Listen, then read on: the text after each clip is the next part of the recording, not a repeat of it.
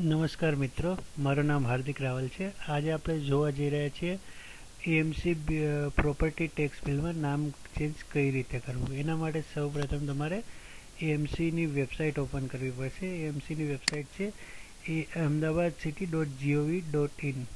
તમને વેબસાઇટ યાદ ના રહે તો તમે ગૂગલ પર સર્ચ કરી લિંક પર ક્લિક કરીને તમે વેબસાઇટ હોમ પેજ ઓપન કરી શકશો.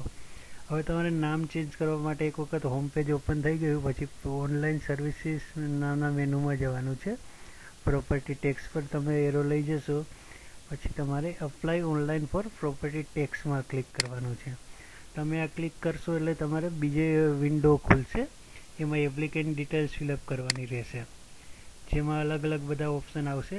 અત્યારે આપણે ડિટેલ્સમાં એ બીજા વિડીયોમાં જોશું. અત્યારે આપણે મિલકતમાં માલિકનું નામ ફેરફાર અંગેની અરજી કરી રહ્યા છીએ એટલે એ ક્લિક કરીએ છીએ. તમે એ ક્લિક કરશો એટલે તમારે નીચે આ ડિટેલ્સ ભરવાની આવશે. ટેનામેન્ટ નંબર અને વારસાઈ છે કે બિનવારસાઈ. બિનવારસાઈ એટલે કે તમે વેચાણથી લીધેલા. અત્યારે તમારે બિનવારસાઈ જ આવશે કારણ કે આપણે કોઈ ઓનર પાસેથી આપણે પરચેસ કરીને આપણું નામ એડ કરી રહ્યા છીએ. આપણે વેચાણથી લીધું છે, રાઈટ. હવે તમે એ સિલેક્ટ કરશો બિનવારસાઈ એટલે તમને પ્રોપર્ટીનો યુસેજ પૂછશે. ઓબ્વિયસલી આપણે રેસિડેન્ટલ આવશે અને અહીંયા તમારે અન્ય સિલેક્ટ કરવાનું છે.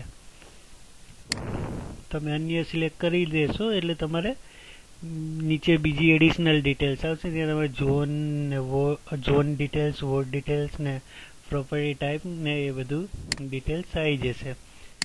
હવે તમારે જે નીચે જે એપ્લિકેન્ટ ડિટેલ્સ ફિલઅપ કરવાની છે, અહીંયા અત્યારે ફર્સ્ટ ઓનરનું નામ છે. એની જગ્યાએ તમારે જે નામ ચેન્જ કરવાનું હોય, જેનું નામ લખવાનું હોય એ અહીંયા એડ કરવું પડશે.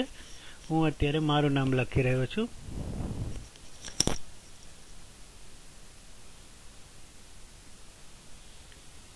અહીંયા નામ તમે ચેન્જ કરો ત્યારે તમારે ખાસ એ વાતનું ધ્યાન રાખવું પડશે કે તમારે જે દસ્તાવેજમાં છે એ જ નામ આમાં લખવું જોવાનું છે અને આધાર કાર્ડમાં અને દસ્તાવેજમાં અને બધી જગ્યાએ સેમ નામ જ યુઝ થવું જોઈએ.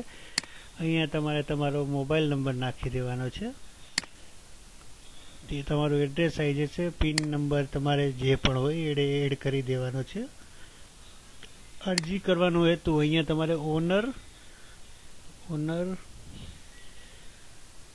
નેમ ટ્રાન્સફર લખી દેવાનું છે, જેથી જ્યારે તમારી અરજી વેરિફિકેશનમાં જાય ત્યારે એમને શેના માટે અરજી છે એનો હેતુ ખ્યાલ આવે. પછી તમે આટલું કરીને નેક્સ્ટ ક્લિક કરશો એટલે તમને આગળની ડિટેલ્સ બતાવશે. આગળની ડિટેલ્સમાં તમારે છે ને હવે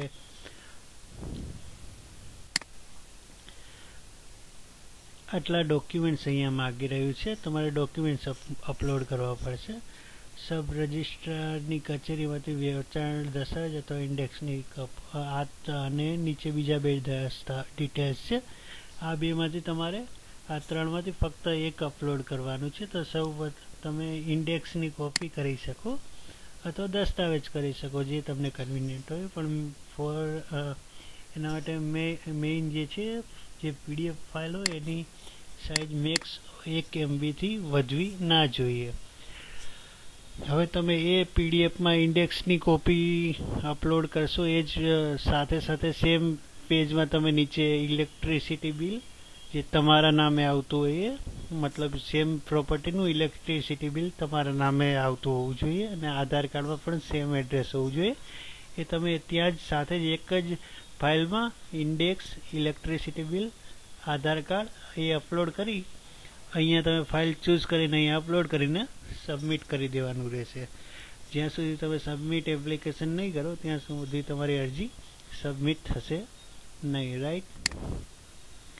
તમે એકવાર જ્યારે સબમિટ કરી દેશો પછી તમારે 15 થી 20 દિવસ માટે વેઇટ કરવો પડશે અને 15 થી 20 દિવસ પછી તમારે એએમસીમાંથી મેસેજ આવશે. કોઈ અમાઉન્ટ તમને ભરવાનું કહેશે. એ અમાઉન્ટ તમે ભરશો પછી જ તમારી નામ ચેન્જ કરવાની પ્રોસેસ આગળ વધશે. અને મીનવાઇલ જ્યારે તમે ફોર્મ ભરી રહ્યા હોય ત્યારે તમારે કોઈ ટેક્સ ભરવાનો બાકી ના હોય એ વાતની પણ ધ્યાન રાખવાનું રહેશે.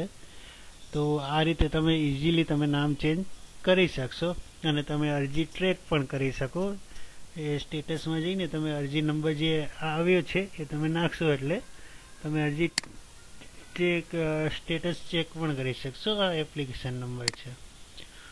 રાઈટ. Thank you.